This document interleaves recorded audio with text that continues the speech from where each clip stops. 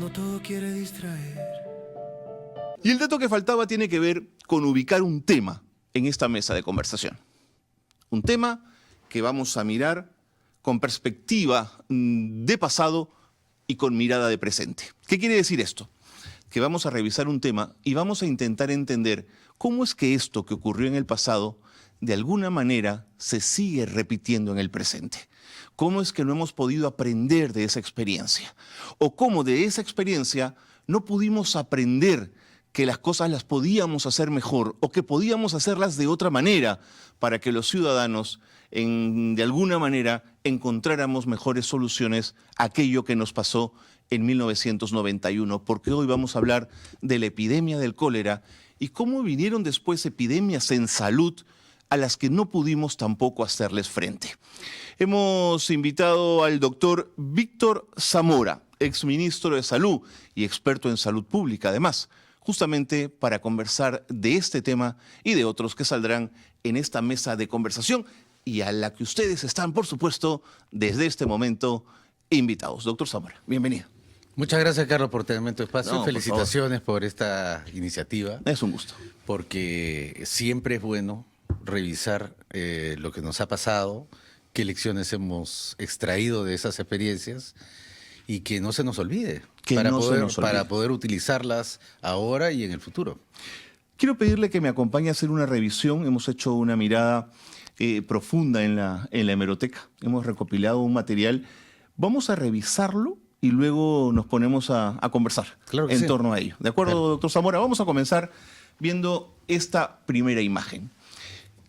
Ya había rumores, ya había datos que en Lima el cólera había llegado. Y el ministro de Pesquería come públicamente un ceviche. El rumor era que en el ceviche, o mejor dicho, en el pescado, sin cocinar, sin cocer, había posibilidad de que el cólera se extendiera. Si se dan cuenta en la foto, además, quien está al costado del ministro de Pesquería es Guido Penano. ¿Se acuerdan de Promoviendo Perú? Bueno, también está en esta foto antigua, cortesía de la revista Caritas. ¿Qué quería hacer el ministro de Pesquería en ese momento? Desmentir que había en ciernes una epidemia de cólera. Vamos a ver entonces a continuación otra fotografía, porque claro, el turismo se preocupaba. Año 91, es verdad que salíamos del desastre aprista, es la época del terrorismo, la hiperinflación todavía no está controlada. Y miren lo que dice la parte marcada en amarillo, ¿no? Se busca desmentir las noticias alarmantes que se propagan en el exterior sobre las incidencias de la epidemia de cólera en nuestro país. El sector turismo inmediatamente trata de minimizar las noticias del cólera cuando ya habían casos de cólera en la ciudad de Lima y se extendían hacia las regiones. Vamos a ver ahora esta otra foto, donde pese a las alarmantes noticias que había, todavía se está expendiendo comida en la calle. Una de las alarmas que saltaba era que la comida que se vendía en la calle, sobre todo el ceviche o el pescado, sin cocer, sin freír, sin cocinar, podía ser un vector de transmisión del cólera. Pero no el pescado en particular, sino la forma como se trataba el pescado. Las manos sucias, las manos sin lavar, el que no hubiera agua, determinaba de alguna manera la posibilidad de que se contagiara el cólera. Las manos estaban sucias, uno no se las lavaba, no era fácil encontrar dónde lavarse las manos y podía, en la manipulación del pescado, transmitir el cólera. El Estado peruano, el gobierno, no quería todavía reconocer la epidemia que se cernía sobre nuestro país. En la siguiente foto es interesante porque hay una investigación de un grupo cubano de infectólogos que pone en evidencia que en los mercados de Lima, sobre todo en los mercados pesqueros, Ventanilla, en el terminal de Chorrillos, que en ese tiempo era muy activo en venta de pescado, en los terminales sí se está descubriendo que allí donde se servía ceviche se estaba encontrando trazas, se estaba encontrando aquel bicho, vaya, que contaminaba, que generaba la epidemia del cólera. El ministro de Salud, Yamamoto, en ese momento, desautorizó esta investigación porque en ese momento había que sostener, ¿no es cierto?, la idea, la tesis, que en el Perú no había cólera. Pero ya los casos se multiplicaban en los hospitales. Ya no había forma de contener una epidemia que se detectaba en Arequipa, se detectaba en Cusco y se detectaba en algunas regiones más de nuestro país. Esos fueron los dos investigadores cubanos que fueron incluso, se les pidió que abandonaran el país porque no se les quería dando la información al respecto de lo que allí ocurría. Vamos con la siguiente imagen, que es la imagen de la vergüenza, ¿no? Alberto Fujimori comiendo ceviche a las claras cuando se sabía lo que estaba ocurriendo. Vemos a un Kenji muy joven e incluso vemos a la señora Susana Iguchi, por supuesto años antes de ser torturada y de ser dañada por el dictador, que en ese momento todavía era presidente constitucional de la República, comiendo ceviche para demostrar que no pasaba nada cuando sí pasaba. La siguiente imagen nos va a mostrar cómo las comunidades, aquí en Acomayo, por ejemplo, ya se manifestaban casos de cólera. Acomayo, digamos, no estamos hablando de las capitales de región o la capital de provincia, ya estamos hablando del interior de las regiones. O sea, ya era evidente que la epidemia corría. Nuevamente, gracias a la revista Caretas, esta es una investigación que hemos hecho en la hemeroteca y que nos da esta información que estamos compartiendo, doctor Zamora, para un poco ilustrar lo que fue aquello en el año 91. La siguiente imagen nos permite ver algo que se sumó al problema, que eran huelgas de enfermeras y de auxiliares, que era algo que ocurría también en aquellos años. Los sueldos eran miserables, la crisis económica galopante, la hiperinflación no controlada, generaba problemas además con cosas como esta.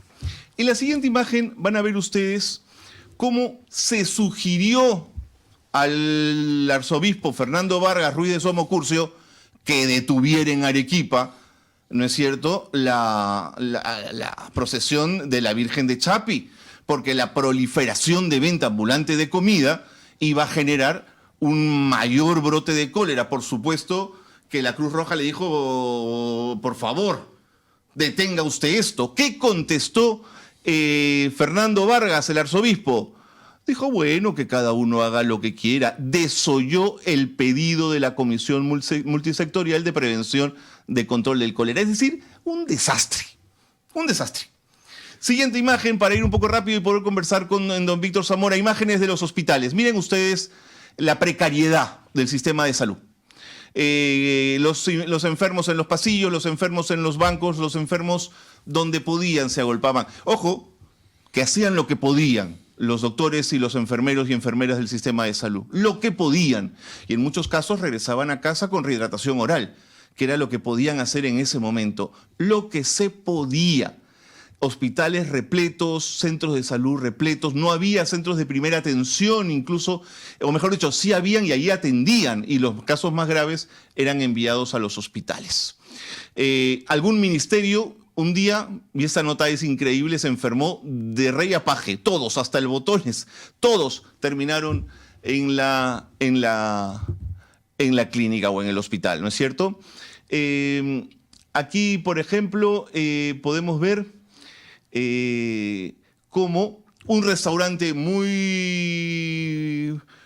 pomposo, ¿no es cierto?, sacó también su nota diciendo que en el restaurante Costa Verde nadie se había enfermado y que por ahí pasaban políticos, hasta pasó Alberto Fujimori, dice la nota, cuando lo que debió hacer es retirar de su carta, evidentemente, el pescado y todo lo que pudiese ser dañido. En fin, era un desastre, todos contra todos, nadie ponía orden en este sistema, hasta que empezó una campaña para detener el cólera, que era importantísimo, una campaña comunicacional para explicar que había que lavar, que había que ordenarse y que había que hacer las cosas bien. Pero pese a todo lo que les cuento, el Perú tuvo una buena campaña para enfrentar el cólera. ¿Por qué? Porque hubo liderazgo técnico, hubo comunicación social y hubo comunicación comunitaria. Fuimos uno de los países con una letalidad más baja en el mundo. Víctor Zamora, en el marco de este desastre, pero ante una buena respuesta finalmente, ¿por qué no pudimos sostener esta respuesta igual en el COVID y en el dengue? Mira, Carlos, en primer lugar, gracias por traernos esas imágenes que nos dan el primer mensaje, ¿no? Es muy poco lo que nuestro sistema de salud ha podido mejorar con respecto a la calidad y la dignidad del trato que nuestros compatriotas se merecen en su sistema de salud.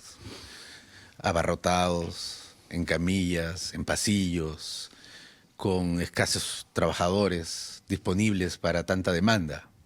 Lo que es cotidiano se agudiza de manera violenta frente a un evento de estas características. En ese momento toca el cólera, que era una pandemia, era la 7ª pandemia de cólera que tocaba nuestras puertas. Y luego, 30 años después, con el COVID, y progresivamente otras. A tu pregunta, pero un digamos, COVID que desarmó también los mejores sistemas de salud del mundo, claro, dicho sea de paso, ¿no? Son dos monstruos distintos, así es, digamos. así es. Una es enfrentar el cólera, que es una enfermedad que se transmite por el agua contaminada, fundamentalmente. El ceviche era uno de los productos contaminados por un agua que estaba, a su vez, contaminada con heces. Claro. Y las heces contenían el cólera. Claro. En un país que hasta ahora tiene entre 3 y 4 millones de peruanos que no tienen agua potable. Eso es. Había problemas de infraestructura de agua en la ciudad. Por supuesto, en la ciudad. Uno de los elementos que protegió al Perú era todavía su escasa urbanización. Ok. Teníamos probablemente en esas épocas la mitad de la gente viviendo en las urbes, en las zonas urbanas, y 50-60% todavía en las zonas rurales. El hacinamiento no era tan grande como el que tenemos ahora. Hoy día tenemos 80% de las personas del Perú viven en una urbe. De hecho, hay 20 ciudades en el Perú que tienen casi toda la población del Perú. Las zonas rurales están ya ahora prácticamente abandonadas, especialmente en el sur andino. Número 1.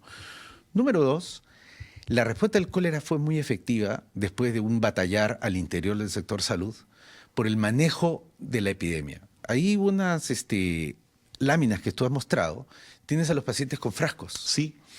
Entonces, la primera respuesta, la primera aproximación es: lleven todos los pacientes a los hospitales para que sean rehidratados con sus frascos. Claro. Pero hubo un movimiento sanitario, sanitaristas de alta calidad, que propusieron: no, vamos a usar nuestras sales de rehidratación oral y como no tenemos tantos médicos, movilicemos a nuestra comunidad organizada, a las agentes de salud. Para los años 90 había habido un gran desarrollo, pero un enorme desarrollo gracias fundamentalmente al impulso que le dio Alfonso Barrantes Lingán, de los comités de vaso de leche y de los comedores populares. La Lima Metropolitana tenía una enorme red de protección social comunitaria. Dentro de esos comités de vaso de leche, dentro de los comedores populares, habían agentes comunitarios de salud. Entonces, fue importantísimo que muchos médicos, enfermeras, salubristas, con una visión de salud pública comunitaria, convocaran a ese enorme ejército de, fundamentalmente, mujeres. Puerta por puerta. Que les dieron las sales de rehidratación oral para que ellas tratasen el cólera apenas presentase los síntomas. Qué interesante. Para que justamente, tratando a estas personas rápidamente, pudiesen evitar que se agravasen. Esa red hoy no existe. Esa red ha sido enormemente debilitada por varias razones. Primero, primera razón es con el cambio generacional, las mujeres han ido al trabajo. Claro. Ya no están en las verdad, comunidades. Comprensible, claro. Están trabajando. Claro. Ya no están en las casas, ya no están en el comité de vaso de leche. Quedan algunas, por supuesto, pero en mucho menor número. En segundo lugar, el tejido social se ha debilitado, porque no solamente las comunidades se organizaban para el vaso de leche, el comedor popular, sino por la luz eléctrica, por el agua, por la titulación, las enormes invasiones que existían de las laderas de nuestros cerros. Claro, Entonces había un claro. tejido social vibrante, muy organizado, que hoy día no existe. No existe por razones laborales, pero además porque ya no hay esos incentivos, digamos, de la lucha por la titulación, por el agua, por la electricidad, por la comunicación, por la carretera, por el camino. Entonces, Quiero ser una organización de la izquierda también, ¿no? Hay que decirlo, ¿no? Efectivamente. No solamente de la izquierda, o sea, la izquierda en sus distintas variantes, pero también jugó un rol muy importante la Iglesia. Buen punto. La Iglesia tenía una enorme red de organizaciones vinculadas a sus redes de protección social, de acuerdo. tanto de la Iglesia católica como de la Iglesia protestante en sus diversas variantes. Lo que quiero decir es de que el tejido social sirvió como una poderosa soporte y instrumento, entre comillas, en buen sentido de la palabra, claro. aliados para que los pacientes, apenas se contaminasen, recibieran un tratamiento de la promotora de salud del barrio. No tenía que ir a un médico, no tenía que ir a una enfermera, no tenía que ir al hospital. Inmediatamente se activaba la acción comunitaria. Eso tampoco existió en el COVID. Nuestras promotoras de salud no solamente son menos, sino son muy entradas en años también, ¿no? Antes eran más jóvenes. Claro. Ahora ya no, las promotoras de salud siguen activando en menor número y con menor, dinamismo, justamente por la edad. ¿Y qué pasa con el dengue entonces? Bueno, el dengue, antes de pasar al dengue, digamos que el cólera, la comunidad, una tecnología apropiada como las sales de rehidratación oral, la comunicación social jugó un rol Vimos un pequeño fundamental. Volante. Por ejemplo, para abordar algunas costumbres. Otro enfoque que se trató de implementar en esa época fue el hervir el agua. Sí.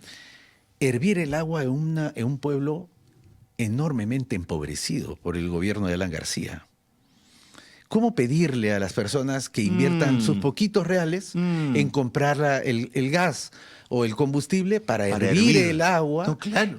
Luego vinieron las gotas para poder usarlo en el agua o en los alimentos, para poder lavar los alimentos con agua clorada, ¿no? En la sierra se le pidió a la población, que no tenían servicios básicos de eliminación de excretas, que hagan hueco en la tierra para que pudieran hacer sus deposiciones y cubrirlas con cal. Eso fue contracultural, porque las personas hacen el hueco en la tierra para hacer el pago a la tierra. Claro. Y se les estaba pidiendo poner claro. ¿no? sus deposiciones ahí. Una lucha cultural para poder movilizar a las comunidades y tratar adecuadamente sus... Y lo mismo pasaba en la selva. Entonces, en un país multicultural, en un país de múltiples lenguas, tan diverso geográficamente, el cólera fue un enorme campo de batalla, pero donde la tecnología apropiada, la movilización comunitaria, la comunicación social, las organizaciones de base y las organizaciones políticas jugaron un rol fundamental. El sistema de salud fue protegido de que no llegase una masa enferma, muy enferma, a hospitales abandonados. A saturar, de acuerdo. Eso no pasó en el COVID. Sí, pues. Y no pasa en el dengue. Hoy día, el Ministerio de Salud acaba de sacar hace 2 días un comunicado diciendo lo siguiente. La epidemia del dengue ya empezó. Ha empezado a fines del año pasado, ya tenemos 50 fallecidos y 3.000 casos. No puede ser. Y para marzo de este año, esperamos 35.000 casos. No puede ser. Hasta marzo. El 2023 y el 2024 hemos tenido 250.000 de personas afectadas por dengue cada año, con sus secuelas de fallecidos y hospitalizados. Nuevamente, en el dengue, que es una dinámica distinta, que es un vector es distinto. Que se favorece por las pésimas condiciones de saneamiento básico de nuestra población. Pero volvemos a hablar de agua emposada. Otra vez agua. Claro.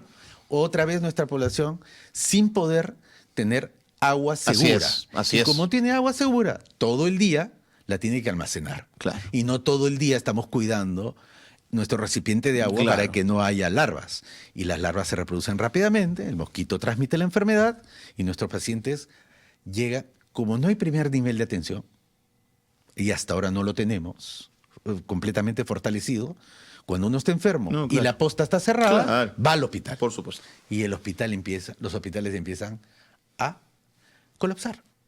No hay suficientes médicos, las colas son enormes, probablemente la mayoría son casos leves, pero hay que atenderlos. Y si hay 50 leves y un grave, el grave va a tener que esperar y se va a hacer cada vez más grave. Nuestro sistema de salud crónicamente abandonado, precariamente financiado, absurdamente fragmentado.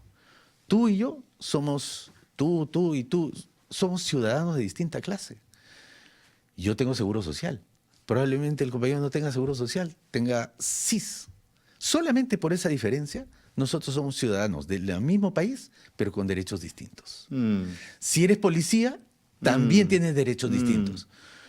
Una ciudadanía efectiva en salud en el Perú debería significar que todos tenemos acceso a un sistema de salud y que todos tenemos el mismo derecho en todos los niveles. En el primer nivel, en el segundo nivel, en la atención especializada. No te diferencia a ti por ser CIS, por ser profesor, por ser policía, por ser desempleado, por ser militar. No debería haber esas diferencias. Si ustedes quieren conversar con Víctor Zamora, aprovechen, es el momento. Estamos hablando de las epidemias y de cómo el sistema de salud responde con toda su precariedad y todos sus problemas de las formas como Víctor Zamora nos está contando. Pero también con el dengue resulta que, como ocurre todos los años, se puede haber la gente acostumbrado ya, como es una cuestión endémica, ya ni siquiera la considerarán una epidemia, Víctor. Bueno, el dengue ingresa al Perú unos pocos años después que el cólera, pero muy pocos años después, ingresa por la selva peruana. La teoría que se tiene hasta el momento es de que ingresa junto con el narcotráfico, ¿no? Con las avionetas que vienen y cruzan nuestra frontera aérea de lugares donde es la vía del narcotráfico, y países que ya tenían el dengue, ese reingresa al Perú, porque nosotros hace siglos tuvimos dengue, reingresa al Perú, y ahora, como son 4 variantes, ahora tenemos las 4 variantes circulando en distintos momentos. Se ha ido sumando progresivamente, y además el mosquito ha ido cambiando sus hábitos. De la zona selvática se ha ido acercando hacia la costa, de la costa hacia cada vez mayor altitud, cambia sus hábitos, porque necesita vivir. Y vive el cambio climático también seguramente lo favorece, ¿no? Absolutamente. El año pasado, entre el año pasado y el anterior, el dengue ha afectado a Europa. Ha llegado hasta... ¿Qué me estás contando? Claro, el dengue ha llegado al sur del hemisferio sur, a Argentina. Muy abajo. No te creo. Una enfermedad considerada del trópico, el trópico ha entrado a otras fronteras justamente por el cambio climático, por la gran movilidad humana, por la gran concentración de gente viviendo en enormes urbes, con pésimas condiciones sanitarias, sobre todo de agua. El mosquito está feliz. El mosquito está feliz y el ser humano es víctima de la transmisión del virus del dengue. De estas respuestas entonces del sector de salud, ¿tienes la sensación que se aprenden de las experiencias? ¿Ha ido aprendiendo, ha ido mejorando? ¿O cada respuesta ha sido desordenada? Un poco tomamos de aquí, tomamos de allá. ¿Tú qué edad tenías en la del cólera, Víctor? Tú eras muy joven. Claro, me acababa de graduar. Me acababa de graduar y debutamos nuestro título profesional con nuestra primera epidemia. Y lo vivimos, ¿no? Yo recuerdo mucho un colega que le había tocado hacer el servicio rural muy cerca, aquí en una playa, ¿no?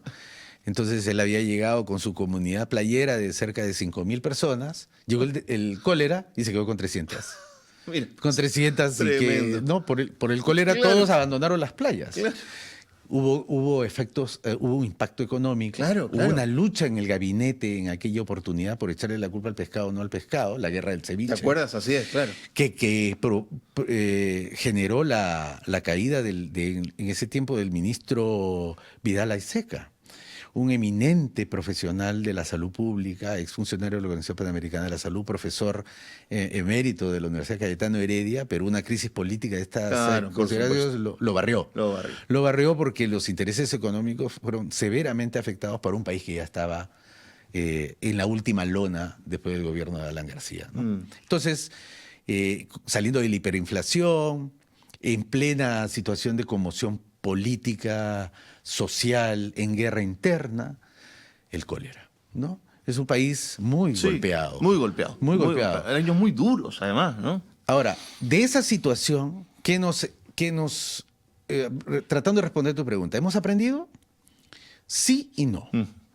Sí hemos aprendido porque el Ministerio de Salud, la Seguridad Social, en su seno, tiene profesionales más viejos que yo y más jóvenes que yo, que han aprendido en el dengue, en el cólera, en las campañas de vacunación, con la tuberculosis y otras. Han ido aprendiendo y han acumulado mucho conocimiento y mucha experiencia. Claro. En pocas palabras, en el Ministerio de Salud está plagado de coroneles, generales, comandantes en campo de batalla. En campo de batalla. En campo de batalla. En campo, sí, claro. Pero institucionalmente no capitalizamos esa inteligencia, esa experiencia. Entiendo, claro. Porque somos víctimas de la súper acelerado cambio de funcionarios. Claro. ¿No? Cuando un ministro de salud en promedio dura 11 meses. Claro, igual en el Ministerio del Interior, igual en Ministerio todo. Interior, ¿Sabes? un Estado, a lo que se suma, además, el neoliberalismo y el debilitamiento del Estado, a lo que se suma, además, la falta de una carrera profesional basada en la meritocracia, en donde el capitán pueda subir a comandante. Y disculpe que use este símil con el ejército, sí, pero estas personas que van acumulando experiencia, conocimiento. No puede ser carrera porque se interrumpe todo el tiempo, ¿no? Y hoy día, este ministerio, durante la gestión, por ejemplo, Boluarte, nuevamente, como en el gobierno de Alan García, por poner Alan García 1, fue tomado por un partido, entregado a sus huestes partidarias y compadrazgos y favoritismos, y debilitó la acumulación técnica, social y política de estos trabajadores. Me piden que compartir algunas preguntas del público contigo, Víctor, las ponemos en pantalla. Te pregunta Rosita Gómez, ¿qué lección le dejó la pandemia a usted, que fue ministro de Salud en ese momento? Le pregunta Rosita. Bueno, nosotros hemos hecho una reflexión profunda, digo nosotros porque fuimos muchos los que estuvimos involucrados, y hemos aprendido 4 lecciones. El Perú necesita más Estado, no menos Estado. No un Estado paquidérmico, pero necesita presencia del Estado. No puede ser que de los 8.000 establecimientos de salud de primer nivel, solo 4.000 tengan médico. No, pues eso es inaceptable, Víctor. Como los colegios, abandonados. Nuestro primer nivel de atención, abandonado. Necesitamos más Estado. Por eso es que cuando falta Estado, tenemos 50 niños que se mueren por falta de vacunación contra la toferina. Más Estado. En segundo lugar, necesitamos más ciencia. Durante la pandemia, nosotros necesitábamos mucha evidencia, mucha participación de la comunidad académica, y la respuesta fue débil y tardía. ¿De la academia? Sí. De la academia en general. No te creo. No de los académicos, sino de las instituciones. ¿No? La Universidad de San Marcos, la Universidad Cayetano Heredia, ambas casas mías en diversos momentos, donde yo estudié en San Marcos, por ejemplo, cerrada como institución. Muchos de sus profesores voluntariosos y tratando de apoyar, pero no se necesitaba el apoyo individual, sino el apoyo institucional. Evidencias. Más Estado, más evidencia. Tercero, más ética. Más ética. Cuando la epidemia es usada como pretexto para multiplicar el precio de los medicamentos por 1.000, o del oxígeno, y de las camas, y utilizarlo para que personajes públicos y privados aprovechen ese momento para vacunarse a espaldas de la población. Inaceptable. más o de ética. doctores que dijeron que tenían enfermedades crónicas y se fueron. Y se fueron. Así es. O sea, también hay que ver, ¿no? Sí, por supuesto. Hay que ver, o políticos utilizaron la epidemia para promover sus candidaturas y luego verse en el Congreso. O pseudo expertos que aparecieron leyendo las cartas para decir qué hacer con la epidemia y qué no hacer con la epidemia. Incluso dentro del periodismo. Entonces, como sociedad tenemos que revisar nuestras bases éticas frente a conmociones de este calibre. Totalmente de acuerdo. Y finalmente, la última, más justicia social. Te voy a dar un solo ejemplo de muchos que puedo utilizar. Cuando se empezó la vacunación, todos nos sentimos muy aliviados, muy contentos. La esperanza volvió. Y los primeros en vacunarnos fuimos las zonas urbanas. Los últimos en vacunarse en el Perú fueron las comunidades nativas de la selva. Es verdad. Un año después. En febrero del año 2021, entre enero y febrero, se empezó la vacunación en Lima, entre los trabajadores de la salud. En marzo del año 2022 llegaba la primera dosis de la vacuna a las comunidades nativas en la zona de Loreto. Más justicia social. Entonces, más Estado, más ciencia, más ética, más justicia y social. más justicia social. Rosita Gómez, gracias Rosita por acompañarnos, un beso grande, gracias por ser parte del programa. Te pregunta Víctor, ¿qué opinas sobre Martín Vizcarra que se vacunó primero? Bueno, yo voy a repetir lo que dije en el momento en que la noticia emergió y yo salí en los medios, ¿no? Yo rechacé, condeno la acción que tuvo el expresidente Vizcarra al haberse vacunado por razones médicas y por razones éticas. Las éticas ya las he señalado. Las razones médicas es que un presidente no puede ser sometido a ningún experimento, porque él no es la persona, es el presidente de la República. Imagínate que le hubiera dado un shock, una cosa así. Su médico de cabecera le debió haber recomendado, por razones políticas, por razones éticas y por razones médicas, no someterse a una medida de esas características. Y yo condené y sigo condenando esa acción por esas tres razones. ¿Te sorprendió que lo hiciera? Por supuesto que me sorprendió.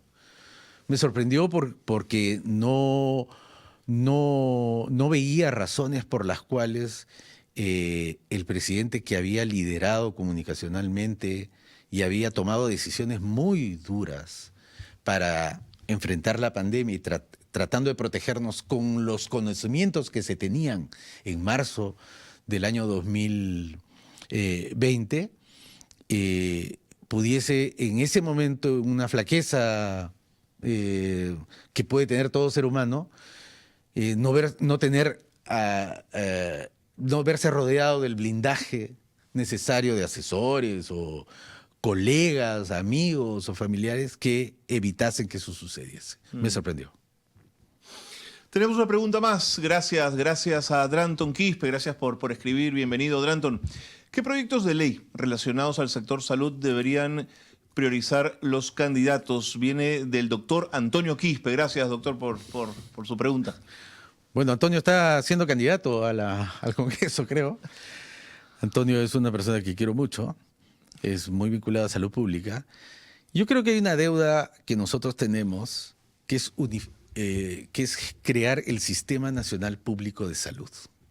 Un solo sistema de salud para todos los peruanos, de carácter público. Pero eso es muy difícil, Víctor. Llevamos años con un sistema fragmentado. Yo no he dicho que sea fácil. Ya, okay. Pero aspiracionalmente, yo como peruano, y habiendo visto que esto es posible en otros países, ¿por qué los peruanos no podemos poner un acuerdo político para construir un sistema único público de salud? Eso no lo va a liderar el ministro de Salud. No esperemos que esto sea posible que lo logre un ministro de Salud. En todos los países que se han construido sistemas de estas características ha sido liderado o por sus presidentes, por sus primeros ministros, por sus cancilleres.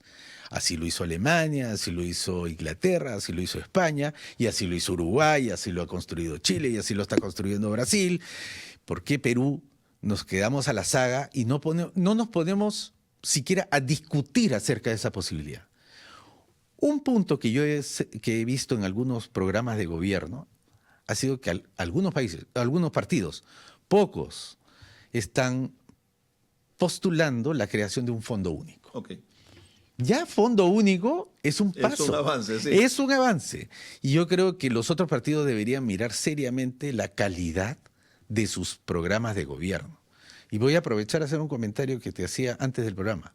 No puede ser posible que de 35 partidos políticos, cuando el Perú tiene 33.000 pacientes con tuberculosis, cuando el país es miembro de una lista corta de países de alta carga de tuberculosis multidrogo resistente, solo 6 partidos políticos pongan a la tuberculosis como una prioridad dentro de su programa de gobierno.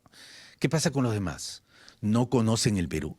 No conocen que tenemos pacientes y personas que viven, que sufren y mueren por la tuberculosis, una enfermedad tratable.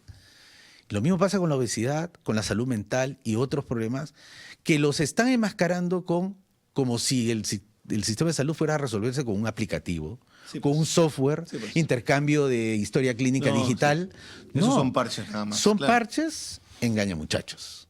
En realidad lo que nosotros necesitamos son reformas estructurales profundas que necesitan pactos políticos de alto nivel.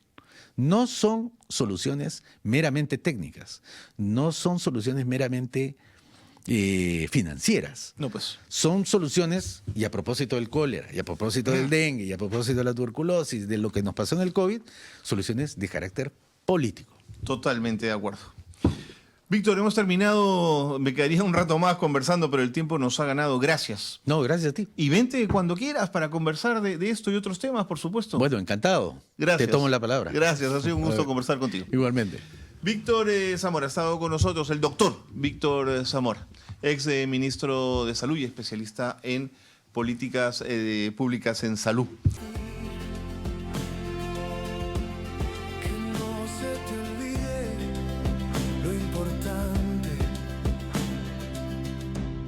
Cuando todo quiere distraer.